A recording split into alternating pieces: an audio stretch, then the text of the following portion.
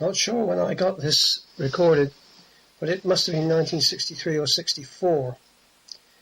And of course I found a nice title there on one of the condemned carriages in the sidings at Beeralston. That's the sign, and taken from the bridge, which is now gone, and a pan across towards Kit Hill. And of course when you get to Kit Hill, that's just to the right of there is the end of the railway line. So you can almost see from Beeralston the whole piece of track. There's the very sad sign on the station with all the cancellations and closure notice. Here we go across what you can still do today, going across the wonderful viaduct into Calstock. Just to the right of the viaduct there was where they used to build the Tamar schooners, and I went to school with the grandson of the famous man who used to build them. He was uneducated, and you can see Ferry Farm to the left of the viaduct there. Here we go on the extra piece of line that was built by the Southern Railway in 1912 to join the line from Beeralston down to the Cornwall's Mineral Railway. And on the way back we'll show you where the actual link was. So that's the 8-chain curve just outside Calstock Station, which prevents any unbogeyed vehicles being used on the line. The bus chassis vehicles cannot use the railway line.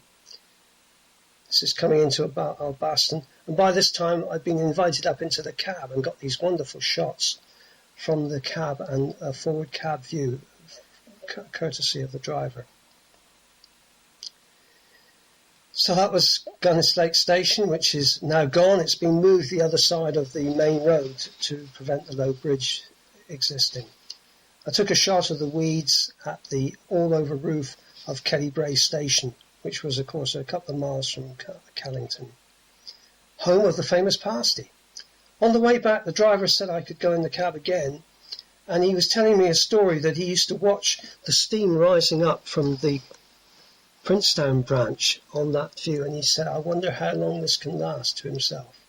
Of course, you can see all the mine works, which were the original source of revenue for this railway. Now that is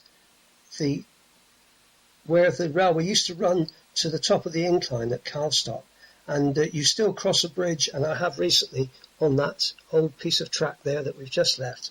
It ran to the top of an incline and down onto the sidings, which have now been exposed at Calstock. Now this is the piece, one of the last pieces of railway line built in Britain, the link to this line and the viaduct. And that's how a lot of the navvies ended up living in Beeralston.